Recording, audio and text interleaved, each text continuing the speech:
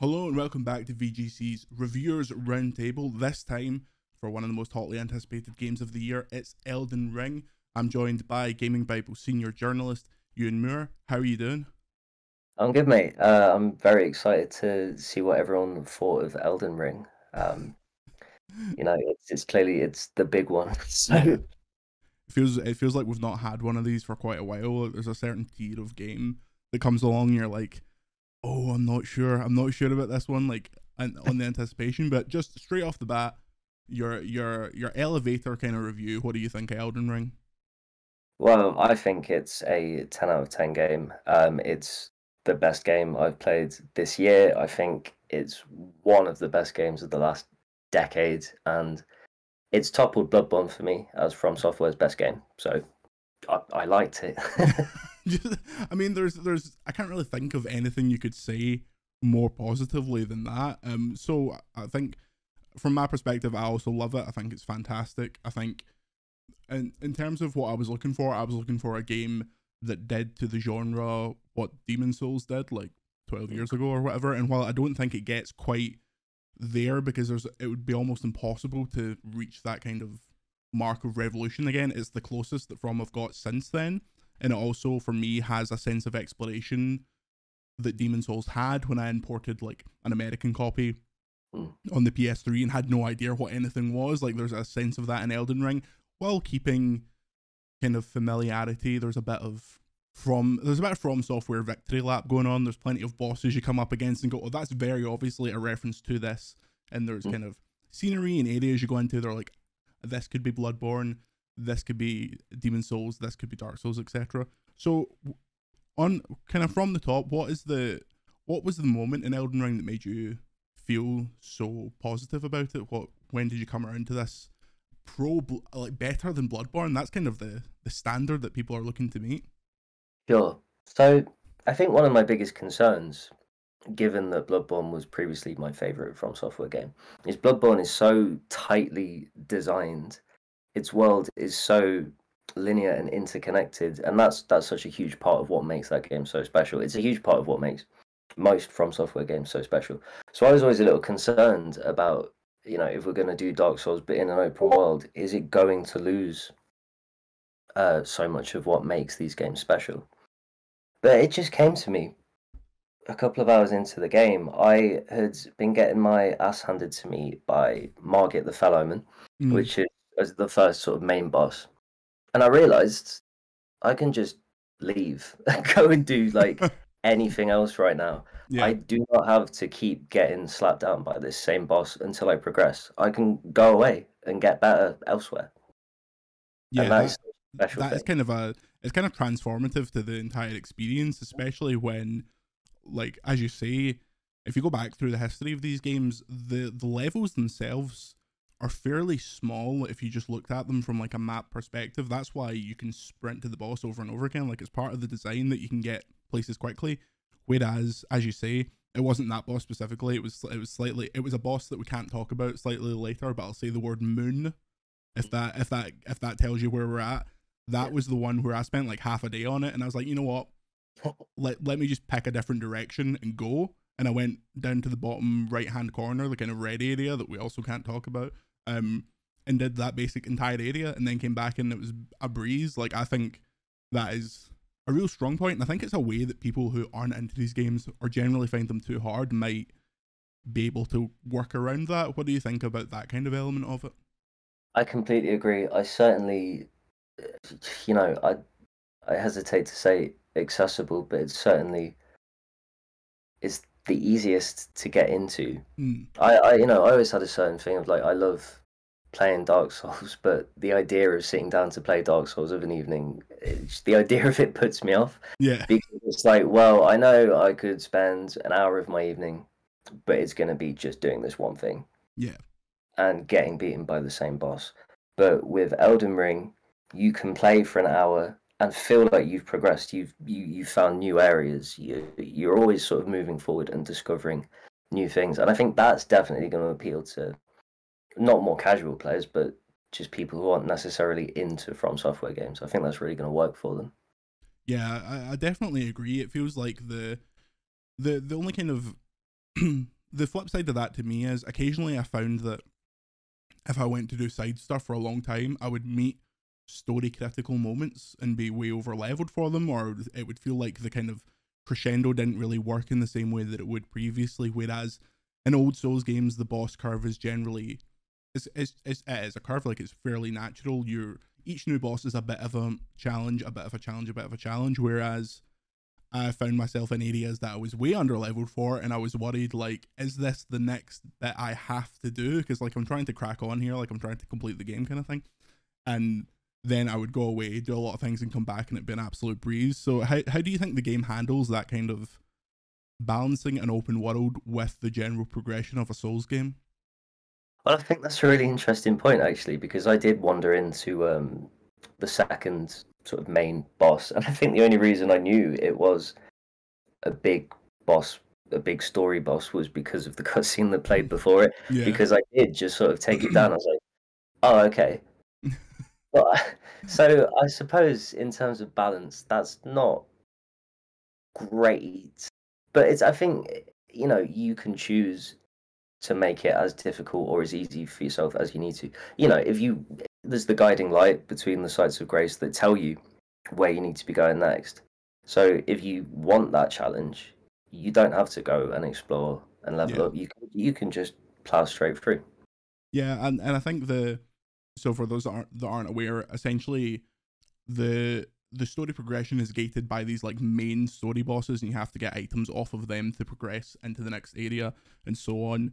But in that first area that people have seen, like Limgrave, and trying to remember which ones we can actually talk about, the basically the closed network test area and this sort of kind of suburbs around that, there are so many bosses and like sub bosses and whatever you would classify as enemies with a health bar below them that you could face like 15 of them between major boss fights. So it certainly ramps up because none of those minor boss fights are quite as big spectacles as the major ones. But I did wonder if like that might throw some people off. Although with the Souls community, you know for a fact that in about a week's time there's going to be someone that has just done a major boss run through the entire game and has not touched anything else. So it's one of those weird things reviewing a game like this. How did you feel it? What was your approach? Did you think I have to see everything, or were you kind of mainlining it, or just doing a bit of both? So that was my approach to begin with, and then I realized I'm going to have a nervous breakdown if I try and see everything this game has to offer in the time that we have, and I value my health.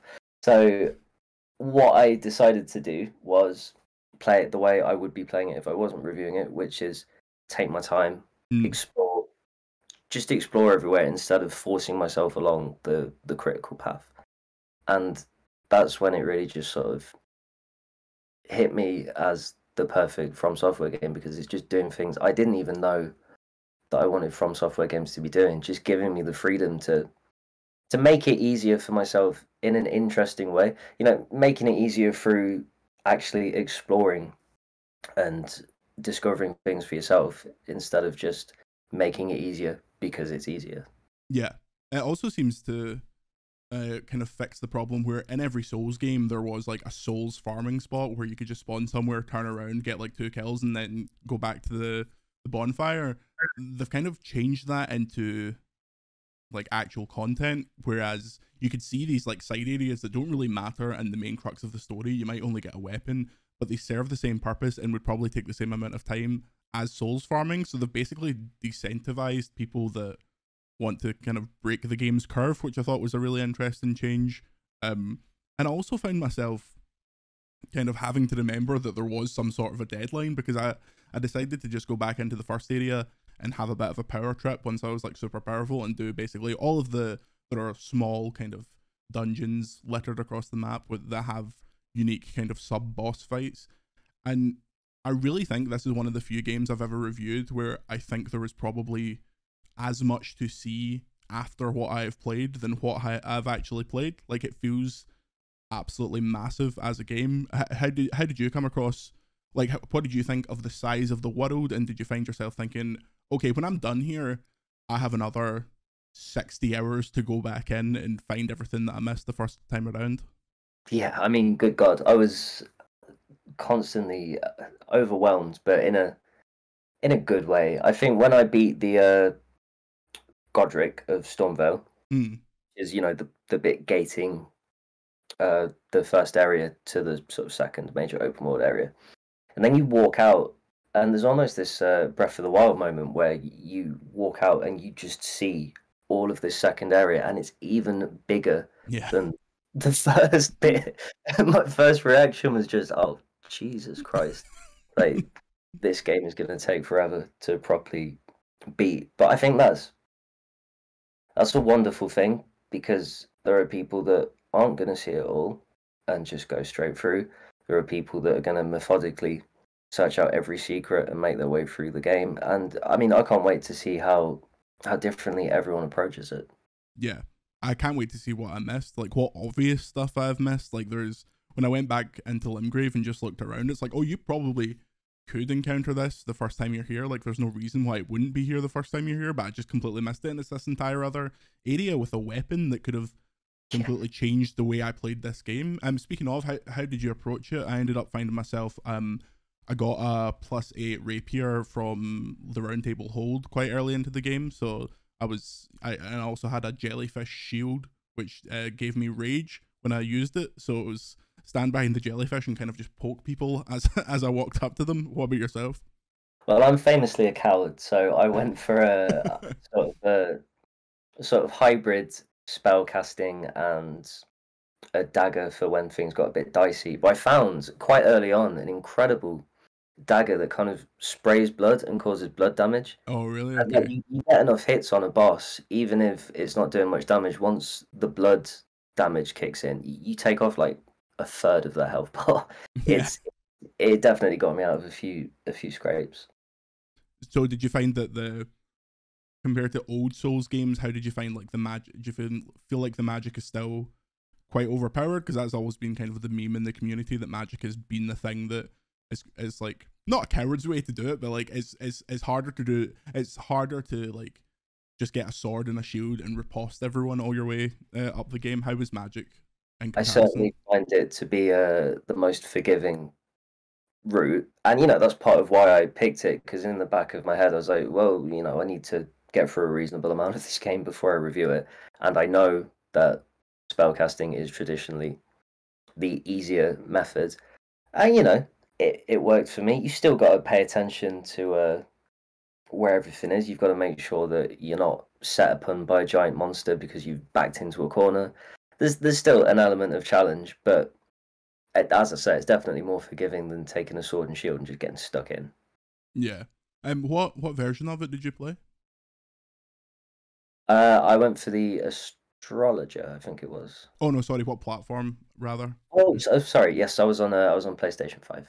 Okay, I was on PlayStation 5 as well, and I wondered if you encountered any of this. I found in Limgrave there was a bit of stuttering and a bit of the open world kind of not pop in per se, but like level of detail having to catch up with Torrent when you got to a bit of speed. What did you think about that? Because I also thought that while the art direction and style of the game is like some of the best ever, I thought graphically it's kind of closer to Dark Souls 3 than it is to the Blue Point Demon Souls remake, which is obviously it's not the fairest comparison in the world because one game's much bigger, totally different teams. But what did you kind of think about that element of it? Yeah, my first reaction was that it certainly felt a bit stuttery and rough around the edges. Definitely more so than it did in the closed network test. Yeah, But there's an entire world at this point. There were moments where the grass sort of hadn't loaded in, and it sort of takes you out of it, because there are these moments of real, like, you're looking out over a cliff, or you're walking through a foggy forest with the sun shining down in between the trees, and it's like, wow, this is gorgeous. But the more sort of open areas do expose some of its rougher edges, I feel. yeah, yeah. I certainly thought it when we got back into like castles and interiors and things like that. It looked great, and I think like the stuff that you can roll through in Smash has never looked better. But the specifically Limgrave and that kind of open area certainly didn't feel as strong to me. And as you say, compared to the closed net, that was some obviously. I don't know if you did the preview as well, kind of recently, but I didn't notice that at all. Obviously, that was a streamed connection; it was slightly different. But it seems like the kind of thing that will be potentially easily patched out, and I never found it impacting gameplay. Like, it never felt unresponsive. Did you use the prioritize frame rate or prioritize quality mode when you played through? Oh, I always prioritize frame rate for Yeah, from software games. same. I turned on the quality just to have a look, and it's very, very noticeable immediately. But it looks really nice in the quality mode. Like, I wish there was more of kind of an even ground. I imagine the PC version is kind of stunning. But yeah, I think it's. I don't think From Software fans will be disappointed remotely. I don't think it's like the second coming that the game has been kind of built up to, but games so rarely are. Like, it's, as you say, it's an incredible game. We've given it 5 stars. Like, we can't praise it enough. The minor kind of nitpicks I had where I feel like that element of freedom does come at a cost of balance, as I said, about how you can just go off and do whatever and be super overpowered. I did occasionally get somewhat lost, and being lost in this game is very different to being lost in a Souls game, because there's so much opportunity to get lost in this game. Even with the guiding lights, it's not like a waypoint on a map or anything like that. And as I say, kind of the technical stuff in graphically isn't like amazing, but the art style completely makes up for that, and you won't notice when you're in the middle of a fight. Like, you won't notice if the rocks are a wee bit kind of pixely. What were your kind of nitpicks and kind of small negative points? Because obviously it's an incredible game, but there's obviously wee things. Sure. Well, I mean, I completely agree with everything you just mentioned. One thing that we haven't really talked about yet that I wasn't a huge fan of is torrent. Fine for just sort of navigating the world, but in combat, I just found it to be massively sort of fiddly and quite inconvenient to use. Yeah. A lot easier with my sort of ranged build, because I could essentially just ride away, just hit an enemy with some spells and then ride away again. But I guess for you using sort of melee combat, how was that with torrent? So it was mostly fine. The only time that it's absolutely necessary, I feel, to the design of a boss fight, well, there's 2 times. There's a boss that is guarding the third area that is also on horseback, that you kind of have to fight in the same way, and it essentially becomes a joust. And there is a main boss which, if you don't use torrent properly, can just beam you from like anywhere on the map. So that was kind of the only times that I really had to engage with it, and I thought it was fine. I had a decent halberd for the kind of jousting sections, but it was still. I also found it's really easy to break the AI of horseback enemies. If you like drive torrent directly into their side, they'll try and turn away from you, and if you keep doing that, they will just turn in a circle over and over and over again. So it's like, it feels like something that was implemented, and then they had to think, oh, how is this going to react to the rest of the game? And it doesn't react in the most kind of natural way. In a similar way, the torrent jumps are going to be the way that this game like breaks speedruns. Like, you can get up walls so easily with torrent, like it's Skyrim-esque. But I thought it was okay. But yeah, it's not the strongest element of it at all. So I think probably some because obviously, like, we want to talk about this game, but also we don't want to give away any of the good stuff, and there is so much to this game that they've just not talked about at all. Like, the size of the map when it's actually fully uncovered, it just goes on forever. Like, it's absolutely insane.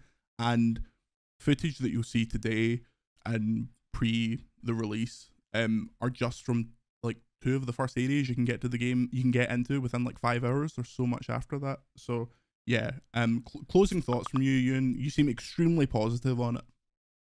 Yeah, I mean, to be honest, mate, when we're done here, I'm gonna go straight back and play it. I cannot stop thinking about it. I just think it's a wonderful game that has gotten its hooks in me in a way that I don't think any game has since maybe Breath of the Wild. It's just that sense of constant discovery and exploration and challenge is just intoxicating, to the point that I am willing to forgive the few flaws it has. Yeah, I think it's a game that you really need to kind of not struggle to find something bad to say about it, but when you're balancing a review with the entire spectrum of the game, it might come across to people who read it that are thinking, oh, why are they talking about this too much? But it's like, we can only go on for so long about how good the game is without saying, like, there are these small kind of inconsequential things. The last thing I would say to people is, if you want to, like, if you're a veteran of this series and you know how things work, don't bother with a wiki or anything like that. Like, just go straight in with like the complete lack of knowledge of like Demon Souls back in the day, or however you first got into this series when you knew nothing, because you don't need to. There are things, there's muscle memory. Like, I got one of the first ripostes in the game because I've played like Dark Souls 3 so much with like a sword and a shield. Like, it is from that kind of lineage of games. But I feel like if a wiki was kind of available to us in the review period, and I looked up some things and got spoiled on some mega secrets, or some, not even mega secrets, just cool areas I've never seen before, it would really dampen the experience. It's like, it recaptures adventure in a game that in a way that games don't really let you do anymore. In an era of games that just show you the entire map as soon as you open the game, you have to go and find the map, and often you've been into the area and saw the thing before it's spoiled for you on the map. Like, I just think it's an incredibly special game. But where can people read your review, Ewan? So you'll be able to read my review on GamingBible. Excellent, and you can check out our review on VGC, our video review, right here as well. But until next time, I was about to say until the next game that is this size, but we're not getting one of those until like maybe yeah, like Starfield and Breath of the Wild 2. When those come in like 40 years, we'll be back. But until next time, thank you so much, Ewan, for joining me, and you can stay tuned to VGC.